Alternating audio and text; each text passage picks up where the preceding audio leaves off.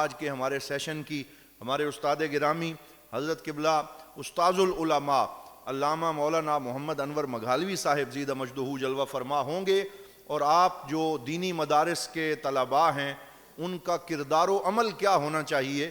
یہ اسے کہتے ہیں سیلف اکاؤنٹیبلٹی، خود احتسابی، اور اپنے طلباء کے کردار و عمل پہ نظر، اور کیا ہمیں کرنا چاہیے مستقبل کے لیے، کیا لائے عمل ایک طالب علم کا ہے۔ اس موضوع پہ گفتگو فرمانے کے لیے تشریف لاتے ہیں حضرت علامہ مولانا محمد انور مگھالوی صاحب۔ استقبال کیجئے، نعرہ تکبیر،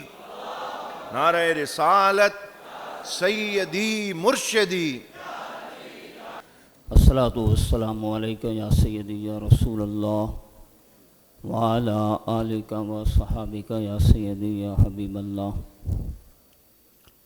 الحمدللہ رب العالمین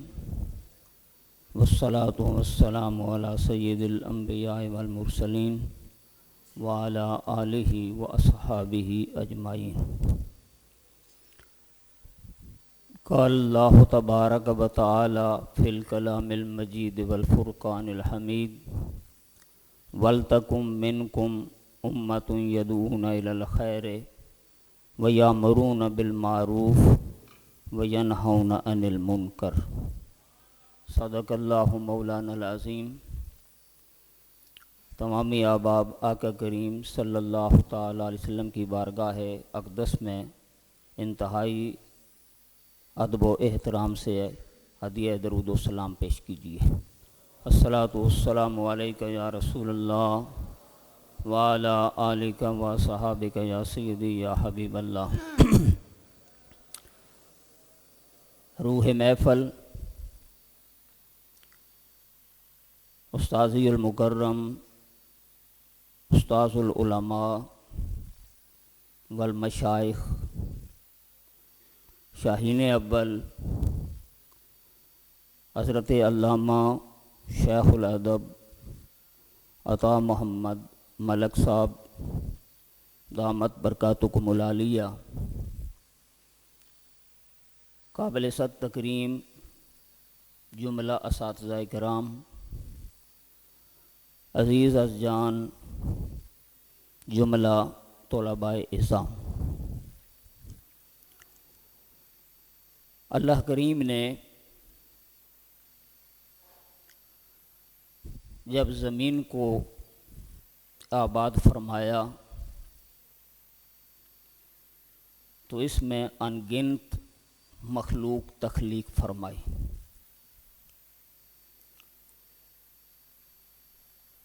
جس میں حشرات الارض بھی ہیں، حیوانات بھی ہیں، چرند پرند بھی ہیں، جنگلات میں رہنے والی مخلوق بھی ہے، صحراؤں میں بسنے والی اللہ کی مخلوق ہے، پہاڑوں کی غاروں میں، سمندروں کی تہوں میں ان گنت مخلوق اللہ کریم نے تخلیق فرمائی۔ اس کی کتنی تعداد ہے اس کا شمار حقیقتاً وہ خود ہی کر سکتا ہے، وہ خود ہی جانتا ہے کہ اس نے کتنی مخلوق تخلیق فرمائی۔ ان تمام میں خالق کائنات نے اپنی جس مخلوق کو اشرف المخلوقات ہونے کی سعادت عطا فرمائی، وَلَقَدْ كَرَّمْنَا بَنِي آدم کا تاج جس کے سر پہ سجایا وہ حضرت انسان ہے۔ خالق کائنات نے اپنی جملہ مخلوقات میں جو مقام، جو رفعت، جو شان اور عظمت انسان کو عطا فرمائی، وہ نہ کسی آسمان میں بسنے والی مخلوق کو عطا کی اور نہ ہی زمین کے کسی گوشے اور کنارے میں، زمین کی تہہ میں، زمین کے کسی حصے میں ایسی مخلوق پیدا ہی نہیں فرمائی جس کا مقام و مرتبہ، جس کی عزت و شرف انسان سے اعلیٰ اور ارفع ہو۔ اور خالق کائنات نے ملائکہ پر، اپنی نورانی مخلوق پر انسان کا مرتبہ ظاہر کرنے کے لیے ارشاد فرمایا وَعَلَّمَ آدَمَ الْأَسْمَاءَ كُلَّهَا ثُمَّ عَرَضَهُمْ عَلَى الْمَلَائِكَةِ فَقَالَ أَنْبِئُونِي بِأَسْمَاءِ هَؤُلَاءِ إِن كُنتُمْ صَادِقِينَ۔ اے ملائکہ، اگر تم اپنے اس قول میں درست ہو کہ ہم عبادت کے لیے کافی ہیں، کسی اور مخلوق کی تخلیق کی کوئی حاجت اور ضرورت نہیں، تو پھر ان اسماء کے بارے تم بھی بتا دو جن کا تذکرہ آدم علیہ السلام نے کیا ہے۔ تو خالق کائنات نے جب آدم علیہ السلام کو وہ اسماء سکھلا دیے اور ملائکہ کو ان سے آگاہ نہ کیا، تو ملائکہ آدم علیہ السلام کے سامنے سر جھکانے پہ مجبور ہوئے۔ رب العالمین نے اسی علمی تفوق اور تفضل کی بنیاد پر ملائکہ کو حکم ارشاد فرمائے اسجدوا لآدم فسجد الملائکۃ کلہم اجمعون الا ابلیس، کہ ملائکہ کو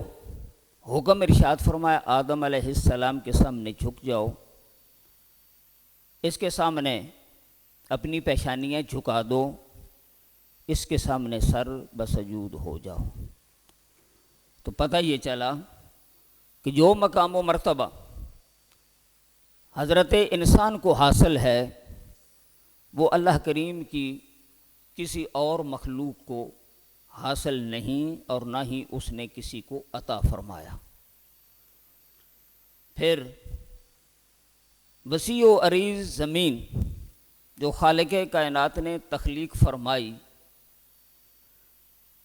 اپنی حیات قضائیہ کے اعتبار سے،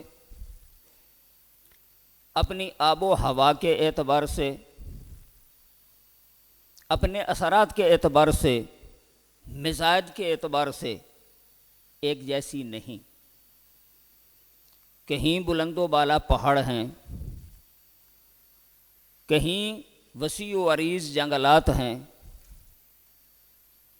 کہیں کھلے میدان ہیں، اور کہیں لہلہاتے باغات ہیں،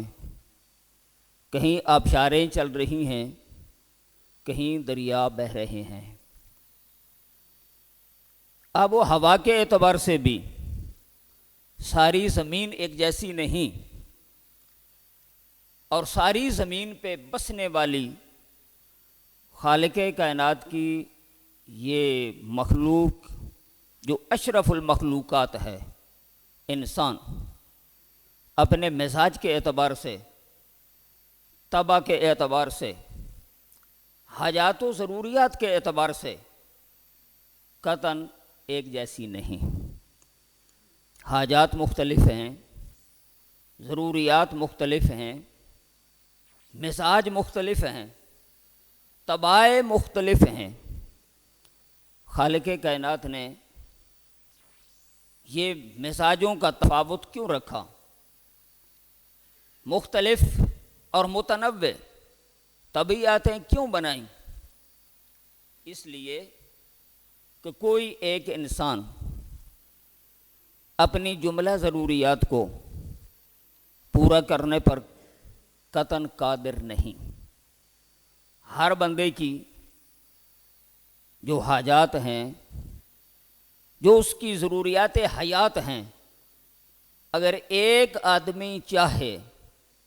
کہ میں جملہ حاجات خود پیدا کروں، اللہ کریم چاہے تو وہ صلاحیت عطا تو فرما سکتا ہے، لیکن اس نے ایسا کیا نہیں۔ لہذا زمین کی صلاحیتیں بھی مختلف رکھیں، زمین بھی متنوع چیزیں اگانے کی صلاحیت رکھتی ہے، انسانوں کے طبائع اور مزاج بھی مختلف بنائے کہ ہر انسان اپنے مزاج کے مطابق، اپنی پسند اور طبیعت کے مطابق اپنا کاروبار اپنائے،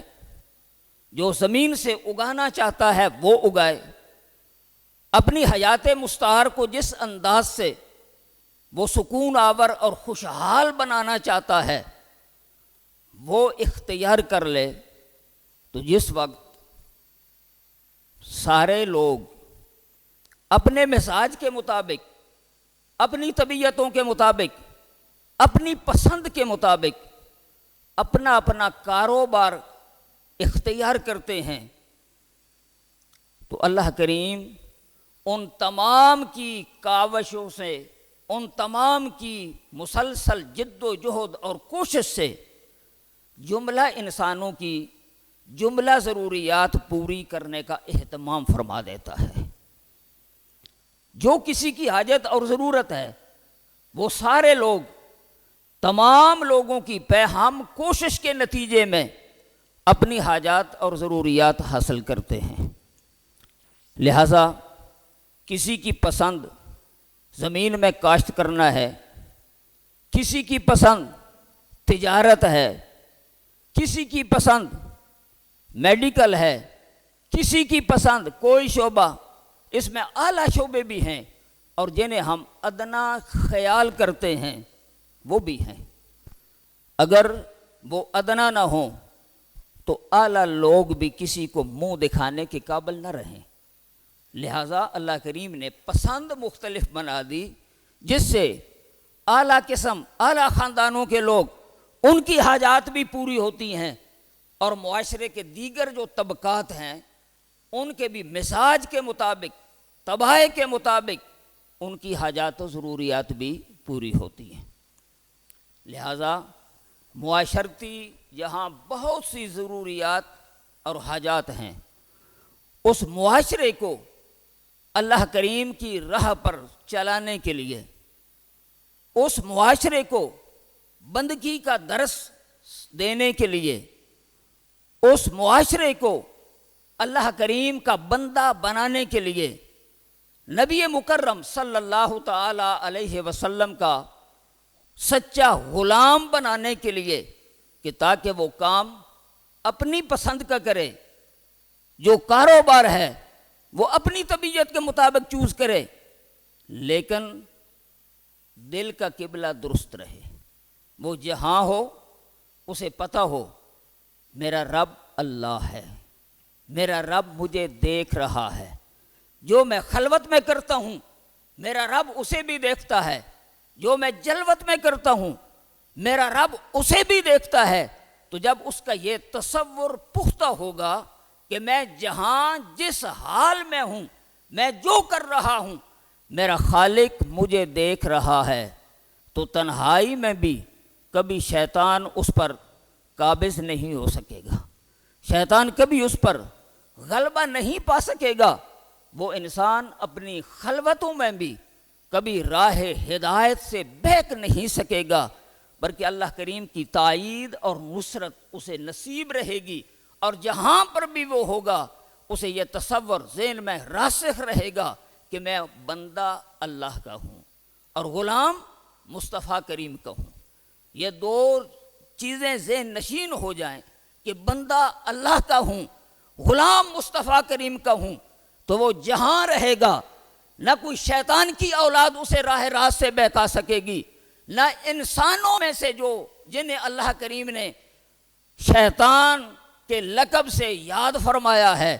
نہ ہی وہ صراط مستقیم سے انسان کو بہکا سکیں گے۔ لیکن اگر یہ دو چیزیں ان میں کمزوری آ جائے، نہ اللہ کی بندگی کا تصور رہے اور نہ ہی آقا کریم صلی اللہ تعالی علیہ وسلم کی غلامی کا تصور رہے تو پھر بہکنے میں،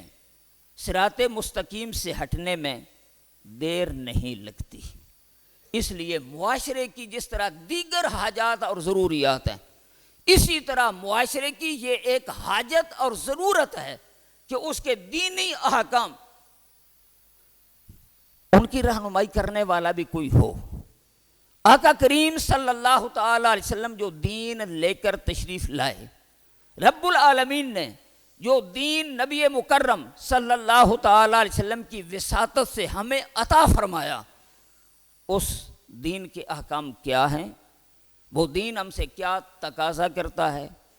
اس دین کا کیا نظریہ ہے کہ ہم کیسے ہوں، وہ دین ہمیں کس انداز سے دیکھنا چاہتا ہے۔ تو ایسے لوگ ہونے چاہیے جو معاشرے کی اس حاجت اور ضرورت کو بھی پورا کر سکے۔ لہذا رب العالمین خود ارشاد فرما رہا ہے وَلْتَكُمْ مِنْكُمْ أُمَّةٌ يَدْعُونَ إِلَى الْخَيْرِ، کہ چاہیے کہ تم میں سے ایک گروہ ہو۔ اللہ کریم حکیم ہے، اسے پتہ ہے میرے بندوں کی کتنی حاجات ضروریات ہیں،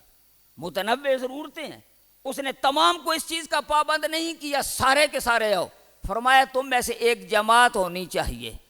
تم میں سے ایک گروہ ہونا چاہیے، جہاں دوسرے لوگ اپنے اپنے کاروبار کرتے ہیں،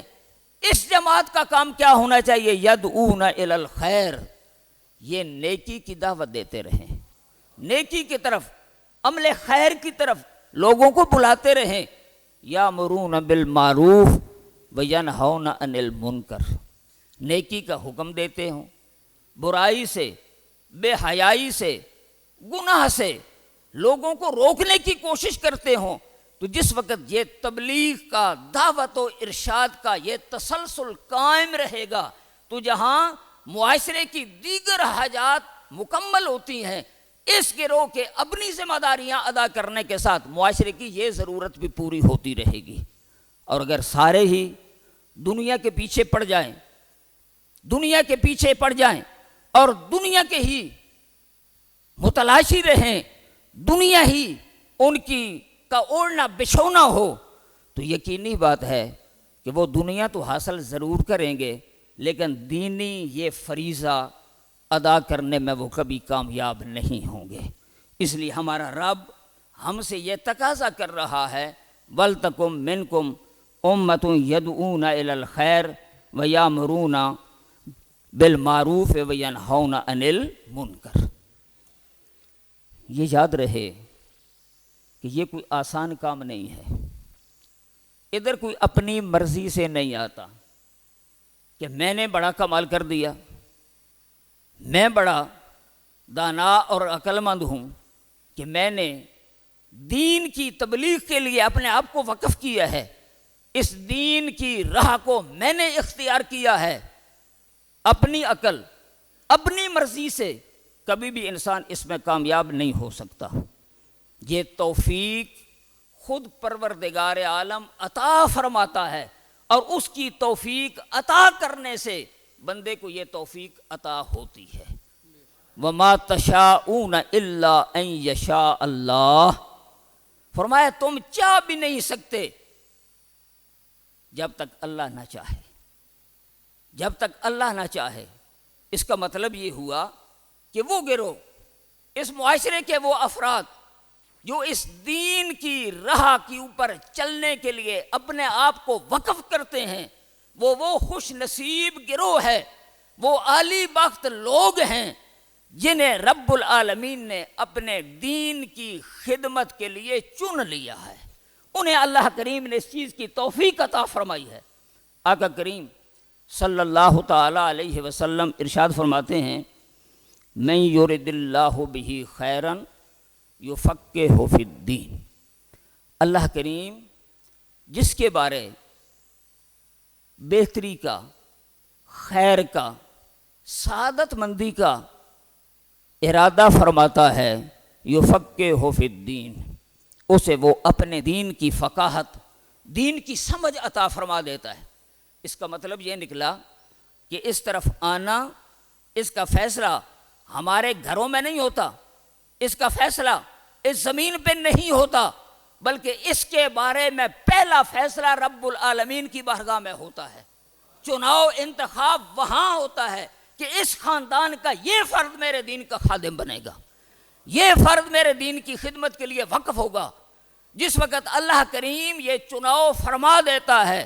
تب یہاں زمین پہ کسی کے ذہن میں اس کا خیال پیدا ہوتا ہے، چاہے وہ خیال انسان کے اپنے ذہن میں آئے، چاہے وہ تصور اس کے والدین کے ذہن میں آئے، چاہے اس کے کسی دوست احباب کے ذہن میں یہ خیال آئے، چاہے اس کے رشتہ داروں میں یہ خیال آئے، تب وہ یہاں مشورہ دیتے ہیں کہ اپنے بچے کو فلاں ادارے میں داخل کرا دو۔ اب اس کے بعد امتحان شروع ہوتا ہے۔ یہ پہلا انتخاب ہے، اب اس کے بعد امتحان شروع ہوتا ہے کہ آیا جس کا چناؤ آسمان کی بلندیوں پہ کیا گیا ہے، خالق کائنات نے جسے اپنے دین کی خدمت کے لیے منتخب فرما لیا ہے، کیا اسے اس نعمت کا احساس ہے یا کہ نہیں؟ کیا وہ اپنی اس نعمت کی قدر کرتا ہے یا کہ نہیں؟ کیا وہ بھی اسے ایک نعمت سمجھنے کے لیے تیار ہے یا کہ نہیں؟ جو انسان اسے رب العالمین کا انعام تصور کرتا ہے، ہمیں دنیا ملے ہم اسے نعمت جانیں، اولاد ملے اسے نعمت جانیں،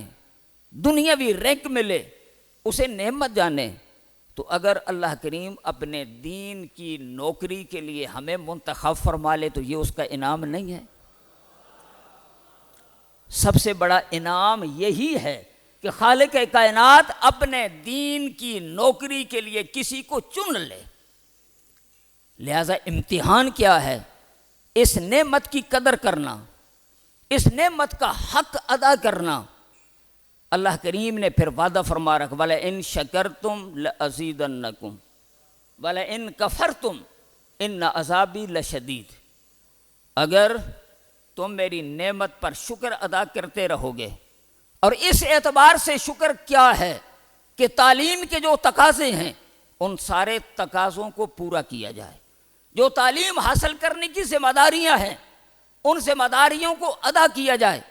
تعلیم کے حصول کے جو آداب ہیں وہ سارے آداب بجا لا جائیں، تو جس وقت انسان اپنی ہمت کے مطابق، اپنی استطاعت کے مطابق اپنی ذمہ داریوں کو ادا کرنے کی کوشش کرتا ہے، گویا وہی شکران نعمت ہے۔ اور خالق کائنات نے وعدہ فرما رکھا ہے، وَلَئِن شَكَرْتُمْ لَأَزِيدَنَّكُمْ، اگر تم نعمت پر شکر ادا کرو گے، میں رب تم سے وعدہ فرما رہا ہوں، میں ضرور بر ضرور اس میں اضافہ فرماؤں گا۔ جب انسان اپنی حیثیت کے مطابق، اپنی ہمت کے مطابق کوشش کرتا ہے، پورے اخلاص کے ساتھ اپنی ذمہ داری کو ادا کرنے کی کوشش کرتا ہے، پھر جو کمی رہ جاتی ہے خالق کائنات اپنی توفیقات خاص سے اس کمی کو پورا فرما دیتا ہے۔ جو انسان میں کمزوری ہوتی ہے اس کمزوری کا خالق کائنات خود مداوع فرما دیتا ہے، اسے بہتر پتہ ہے اس نے اپنے بندوں کے ساتھ کیا سلوک کرنا ہے۔ لہذا ایک انسان جس وقت اس علم کے زیور سے آراستہ ہو جاتا ہے اور علماء کی صف میں وہ کھڑا ہوتا ہے، اس وقت خالق کائنات اس کا مقام بیان کرتے ہوئے ارشاد فرماتا ہے، انما یخش اللہ من عبادہ العلماء، کہ جو اللہ کریم سے ہمہ وقت ڈرنے کا حق ہے، جس طریقے سے اس کا تصور ذہن میں راسخ کرنے کا حق ہے، جس طریقے سے اللہ کریم کی جانب اپنے دل کی سوئی کو موڑنے کا حق ہے، یہ حق تو صرف اہل علم ہی ادا کرتے ہیں کہ وہ جہاں ہوتا ہے اس وقت جہاں جس کام میں بھی ہو اس کا تصور اپنے رب کی طرف ہوتا ہے۔ اللہ کریم دوسرے مقام پر ارشاد فرماتا بل هو آیات بینات فی صدور الذین اوتوا العلم، اللہ کریم اہل علم کو، علوم اسلامیہ کے ماہرین کو کبھی بھی خالی نہیں رہنے دیتا۔ فرمایا بل هو آیات بینات، یہ روشن آیات ہیں، فی صدور الذین، جو ان لوگوں کے سینوں میں ہیں، اوت العلم، جنہیں علم عطا کیا گیا ہے، جو علم کے زیور سے آراستہ ہیں۔ تو جس وقت انسان دوران طالب علمی تحصیل علم کے درمیان جو جو اس کی ذمہ داریاں ہیں جب وہ ان کو ادا کرتا ہے اور علماء کی صف میں داخل ہوتا ہے تو خالق کائنات اس کی اس کاوش کو کبھی رائیگاں نہیں جانے دیتا، کبھی اس کی اس کوشش کو خالق کائنات ضائع نہیں ہونے دیتا، بلکہ اپنی توفیقات خاص سے اس کے سینے کو علم کے نور سے منور فرما دیتا ہے۔ آقا کریم صلی اللہ تعالی علیہ وسلم نے علماء کی عظمت اور شان بیان کرتے ہوئے ارشاد فرمایا، العلماء ورثۃ الانبیاء، لوگ کوئی اپنے باپ کا وارث، کوئی اپنے باپ کے مال کا وارث، کوئی کسی کی زمین کا وارث، لیکن علماء کی شان یہ ہے کہ یہ انبیاء کے علوم کے وارث ہیں۔ جو انبیاء کا فیضان ہے یہ علماء انبیاء کے فیضان کے وارث ہیں۔ تو جو انبیاء کا وارث ہو اسے احساس کمتری میں مبتلا ہونا چاہیے، اسے اپنے آپ کو کسی سے کم تر سمجھنا چاہیے، اسے کسی دنیا دار کی شکل و صورت پہ فخر کرنا چاہیے نہیں، اس کے لیے قابل فخر اور ناز کی بات یہ ہے کہ وہ آقا کریم صلی اللہ تعالی علیہ وسلم کے علم کا وارث ہے، آقا کریم صلی اللہ تعالی علیہ وسلم کی سیرت و کردار کا وارث ہے۔ یہی اس کے لیے فخر ہے، یہی اس کے لیے زینت ہے، یہی اس کے لیے حسن ہے۔ جتنا اس کا اس کے مطابق عمل ہوتا جائے گا اتنا اس کا مقام و مرتبہ بڑھتا چلا جائے گا۔ آقا کریم صلی اللہ تعالی علیہ وسلم نے ارشاد فرمایا، فضل العالم علی العابد کا فضلی علی ادنا رجل من صحابی۔ حضور نے ارشاد فرمایا، ایک انسان علم کی تلاش میں مارے مارے پھرتا ہے، راتوں کو جاگ کر کتابوں کی ورق گردانی کرتا ہے، اپنے خالی ذہن کو علم کے نور سے، علم کے زیور سے بھرنے کی کوشش کرتا ہے، اور ایک وہ ہے جو ساری رات مصلی پہ بیٹھ کر اللہ کریم کی بارگاہ میں سجدہ ریز ہے۔ مقام اس کا بھی کم نہیں، لیکن جب دونوں کا آپس میں موازنہ کیا جائے تو آقا کریم صلی اللہ تعالی علیہ وسلم فرماتے ہیں، عالم کی فضیلت عابد پر ایسے ہے جیسے میری فضیلت میرے صحابہ کرام میں سے کسی ایک فرد پر مجھے ہے۔ تو آقا کریم صلی اللہ تعالی علیہ وسلم نے کوئی تعلی سے کم نہیں لیا، حضور نے کوئی مبالغہ آرائی سے کم نہیں لیا۔ آقا کریم صلی اللہ تعالی علیہ وسلم نے جو بیان فرمایا وہ حق ہے، اس کے اوپر ایمان ہونا چاہیے، پختہ اعتقاد ہونا چاہیے کہ کوئی اور کہے تو اس میں ساری چیزوں کے احتمالات آ سکتے ہیں، لیکن آقا کریم صلی اللہ تعالی علیہ وسلم نے جو ارشاد فرمایا وہ بالکل برحق ہے، اس میں ذرہ بھر بھی تعلی یا مبالغہ آرائی کی کوئی گنجائش نہیں ہے۔ حضور نے دوسرے ارشاد فرمایا، فضل العالم علی العابد کا فضل القمر لیلۃ البدر علی سائر الکواکب۔ یہ باتیں ہمارے ذہنوں میں راسخ کرنے کے لیے حضور تشبیہ کے ساتھ بیان فرما رہے کہ جس طریقے سے 14ویں رات کا چاند ہو اور دیگر سارے ستارے ہوں جگمگ جگمگ کر رہے ہوں، تو جس طرح 14ویں رات کے چاند کو دیگر ستاروں پر فضیلت حاصل ہے، فرمایا اسی طریقے سے ایک عالم کو عابد پر فضیلت حاصل ہے۔ آقا کریم صلی اللہ تعالی علیہ وسلم نے فرمایا، شفیع یوم القیامت ثلاثۃ الانبیاء ثم العلماء ثم الشہداء۔ فرمایا جب قیامت کا دن ہوگا نا، وہاں اعمال کا حساب و کتاب ہوگا، ہر انسان نفسا نفسی پکار رہا ہوگا، آج جو کام بڑی بے دردی سے، بڑی حرص سے، بڑے طمع سے، بڑی بے خوفی سے ہم کر جاتے ہیں، جن کا ہمیں پاس نہیں ہوتا، جن کا ہمیں خیال تک نہیں ہوتا کہ اس کا انجام کیا ہے، اس کا نتیجہ کیا ہے، جب قیامت کا دن ہوگا تو وہ سارے ہمارے سامنے ہوں گے، اور پھر ضرورت پیش آئے گی، کوئی سفارشی تو ملے، کوئی سفارش تو کرے اللہ کریم کی بارگاہ میں، کوئی ہمیں نجات تو دلا دے۔ تو فرمایا آقا کریم صلی اللہ تعالی علیہ وسلم نے 3 قسم کے لوگ ہوں گے، اور بھی ارشادات ہیں لیکن اس ارشاد کے مطابق فرمایا الانبیاء، پہلے شفاعت کریں گے انبیاء، ثم العلماء، ثم شہداء، پھر علماء اور پھر شہداء۔ اس کا مطلب یہ نکلا کہ علماء کا مقام کسی سے کم نہیں۔ ہم دنیا کو تلاش کرتے ہیں، دنیا کے چاہنے والے ہیں، دنیا کے پیچھے مارے مارے پھرتے ہیں، پتہ نہیں کیا کیا پاپڑ بیلتے ہیں۔ نہیں، او آقا کریم صلی اللہ تعالیٰ علیہ وسلم کے ان ارشادات کو اپنے ذہنوں میں جگہ دو کہ قطعی طور پر کسی احساس کمتری میں مبتلا ہونے کی ضرورت نہیں۔ تم جیسا کون ہے جنہیں اللہ کریم نے اپنے دین کی خدمت کے لیے منتخب فرما لیا ہے؟ جس وقت اتنا مقام و مرتبہ ہے، پھر اس کے لیے کچھ تو بندے کو کرنا ہی پڑتا ہے نا۔ وہ کون سے لوگ ہیں جن کا یہ مقام بیان کیا گیا ہے؟ انہیں کیسا ہونا چاہیے؟ تو ارشاد فرمایا جس وقت تمہارا انتخاب ہو جائے، اللہ کریم تمہیں اپنے دین کی خدمت کے لیے چن لے، سب کچھ تمہیں عطا ہوگا اپنے وقت پر۔ جب تم کسی منزل پر پہنچو گے، جب تحصیل علم سے تم فارغ ہوگے، خالق کائنات تمہیں سب کچھ عطا فرمائے گا، لیکن تمہاری نیت، تمہارا ارادہ تو خیر ہونا چاہیے نا۔ ارادہ ایسا ہونا چاہیے کہ چلتے پھرتے تمہارے نامہ اعمال میں نیکیاں لکھی جاتی رہیں، تمہارا سونا بھی عبادت بن جائے، تمہارا پڑھنا بھی عبادت بن جائے، تمہارا کھانا بھی عبادت بن جائے،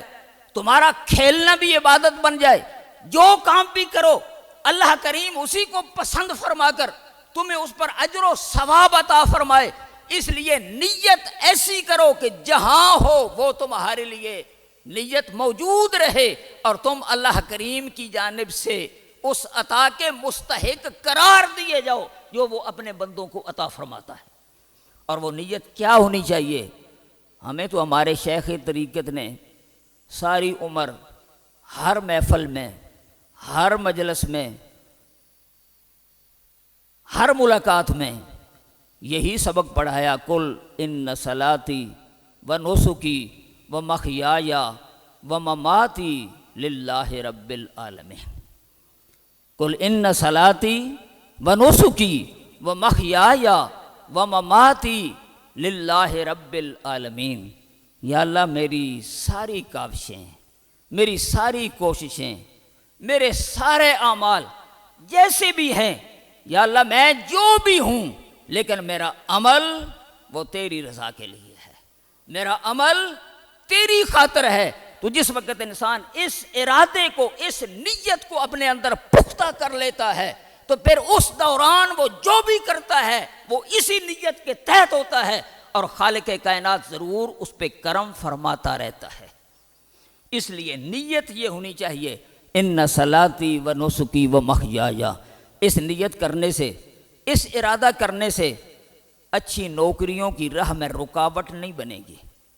کسی کے اعلیٰ منصب پر فائز ہونے میں یہ نیت کبھی حائل نہیں ہوگی۔ وہ اپنے اپنے وقت پر ہر بندے کو اپنی اپنی صلاحیت کے مطابق سب کچھ نصیب ہوگا، لیکن نیت یہ ہوگی تو اس کا ہر ہر قدم خیر کی طرف ہوگا، اللہ کریم کی جانب سے ہر ہر قدم پر اسے اجر عظیم عطا فرمایا جائے گا۔ اور آقا کریم صلی اللہ تعالیٰ علیہ وسلم نے ارشاد فرمایا، وہ بندہ جو علم کے حصول کے لیے اپنے گھر کو چھوڑتا ہے اور علم کی تحصیل کے لیے کہیں کی راہ لیتا ہے، تو ارشاد فرمایا من سلک طریقا یطلب فیہ علما سلک اللہ بہ طریقا الی الجنہ، او کما قال النبی صلی اللہ تعالی وسلم۔ حضور نے ارشاد فرمایا جو انسان کسی راستے پہ چلتا ہے، کسی راہ کو اختیار کرتا ہے، یطلب فیہ علما، اور اس میں وہ علم تلاش کرتا ہے، سلک اللہ بہ طریقا الی الجنہ، اللہ کریم جنت کی جانب اس کے لیے ایک راہ کھول دیتا ہے۔ گویا اس کا وہ چلنا، اس کا وہ پھرنا، اس کا وہ گھومنا، اس کا وہاں سونا، وہ ایسی ہے گویا کہ جنت کی راہ کے اوپر گامزن ہے۔ تو آپ گھر سے نکلیں بھیرا کی طرف، دارالعلوم احمدیہ غوثیہ میں تعلیم کے حصول کے لیے، تو اللہ کریم یہ کرم فرما دے کہ وہ تمہارے لیے جنت کی راہ کھول دے، یہ انعام کسی انعام سے کم ہے، کسی تمغے سے یہ کم ہے؟ ایسا ہرگز نہیں۔ اگر ہم اسے نہیں سمجھتے تو یہ ہماری اپنی سوچ اور فکر کی کمزوری ہے، ورنہ اللہ کریم اور اس کے محبوب نے عطا میں کسی نوعیت کی کوئی کمی رکھی نہیں۔ جس وقت اس راہ کے اوپر کہ آپ راہی بنے،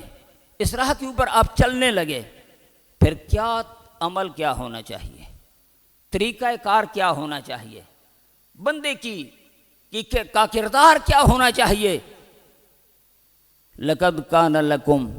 فِي رَسُولِ اللَّهِ أُسْوَةٌ حَسَنَةٌ۔ ہم سمجھتے ہیں کسی انگریز کا قول ہو وہ زیادہ اثر کرتا ہے، کسی سائنسدان کا قول ہو وہ بڑا مؤثر ہے، قرآن کو ہم اہمیت دینے کے لیے تیار نہیں، قول رسول کو ہم اہمیت دینے کے لیے تیار نہیں۔ یہ ہمارے احساس سے کم تری کی علامت اور نشانی ہے کہ جو ہمارے اصل ماخذ ہیں ہم نے ان سے صرف نظر کر لیا، ان کی طرف اعراض برت لیا، جو ان کی تعلیمات ہیں ان کو ہم نے پس پشت ڈال دیا اور جدت کو اپنے اوپر اتنا سوار کر لیا۔ الامان والحفیظ، تو اللہ کریم اپنے بندوں کی رہنمائی کرتے ہوئے اس میں علماء بدرجہ اتم شامل ہیں۔ فرمایا لَقَدْ كَانَ لَكُمْ فِي رَسُولِ اللَّهِ أُسْوَةٌ حَسَنَةٌ۔ اگر تم اپنی زندگیوں کو کامیاب بنانا چاہتے ہو، اپنے مقاصد میں کامیابی کے خواہش مند ہو، دنیا اور آخرت میں اپنے آپ کو کامیاب دیکھنا چاہتے ہو، او آقا کریم صلی اللہ تعالیٰ علیہ وسلم کی اسوہ حسنہ کو اپنا لو، آقا کریم صلی اللہ تعالیٰ علیہ وسلم کی سیرت کو اپنا لو، آقا کریم صلی اللہ تعالیٰ علیہ وسلم کے ظاہری باطنی افعال کو پر عمل پیرا ہونے کے رسیہ ہو جاؤ، آقا کریم صلی اللہ تعالیٰ علیہ وسلم کی سنت کو اپنے ظاہری بدن پر سجانے میں کسی نوعیت کی حیا یا شرم محسوس نہ کرو، آقا کریم صلی اللہ تعالیٰ علیہ وسلم کی سیرت و کردار پر عمل پیرا ہونے میں اپنے آپ میں کسی اعتبار سے ضعف اور کمزوری نہ آنے دو۔ تو جب خالق کائنات نے ہمیں ایک ماڈل دے دیا ہے، خالق کائنات نے ہمیں ایک راہ بتا دی ہے، ایک اسوہ بتا دیا ہے، تو اسی اسوہ کو اپنا کر ہم دنیا اور آخرت کی کامیابی حاصل کر سکتے ہیں۔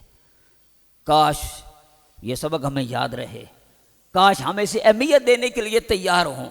بجائے اس کے کہ ہم دیگر لوگوں کی پیروی کریں، فلاں ایسا فلاں ایسا،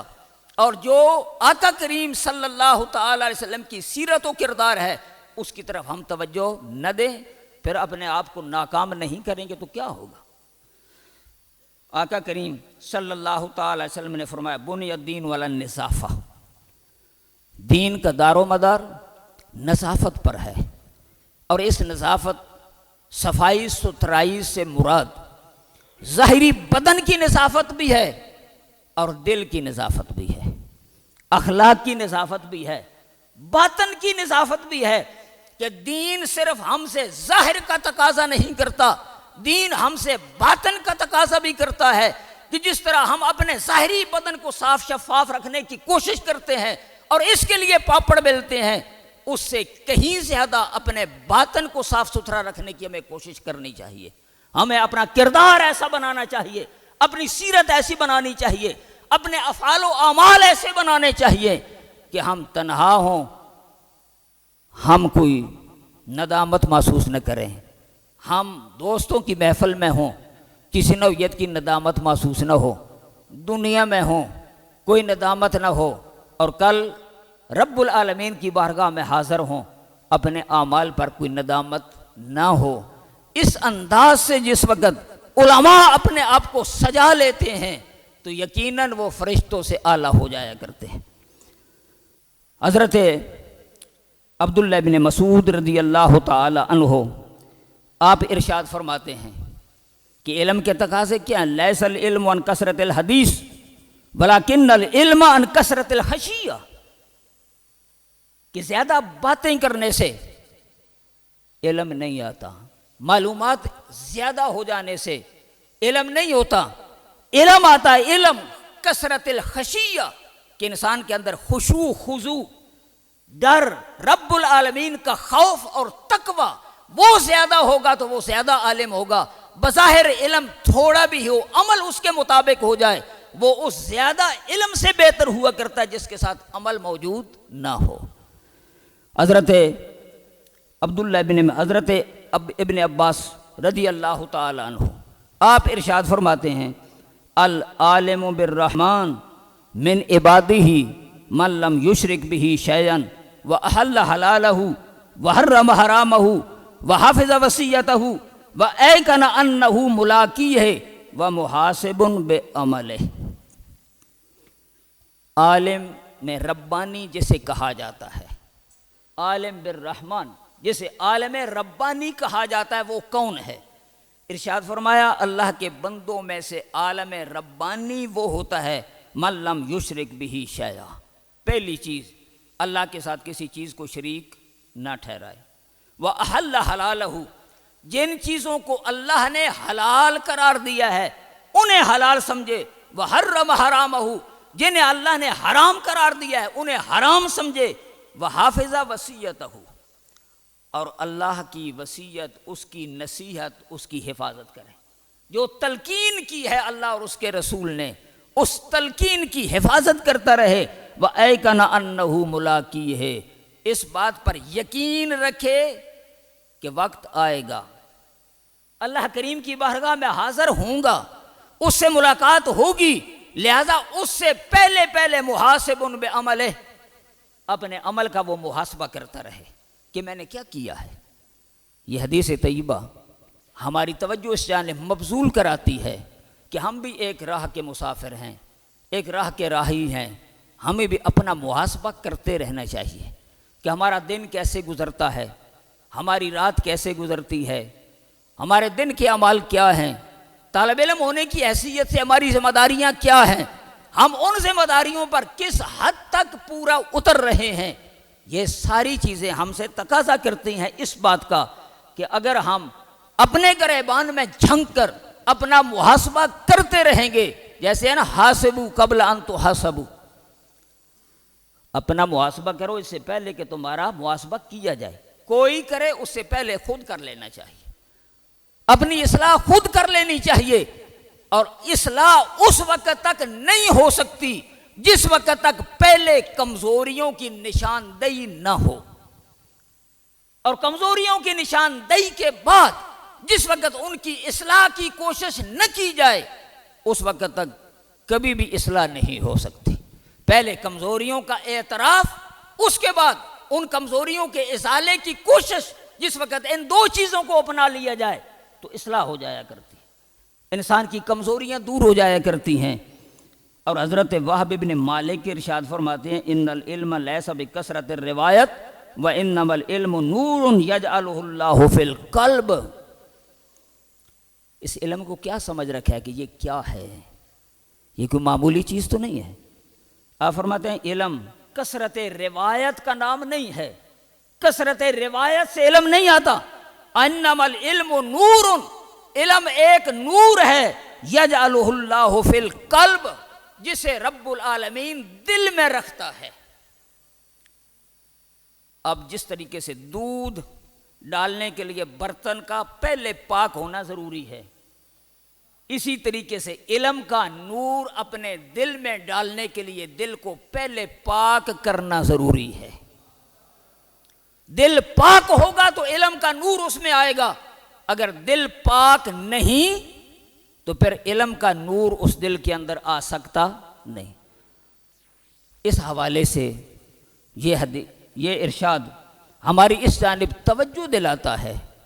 کہ بہت سی ہماری ایسی سستیاں، بہت سی ہماری ایسی غفلتیں، بہت سی ہماری ایسی کاہلیاں وہ موجود ہے، جن کی وجہ سے ہم رات دن محنت کرتے ہیں، کوشش کرتے ہیں، اس کے باوجود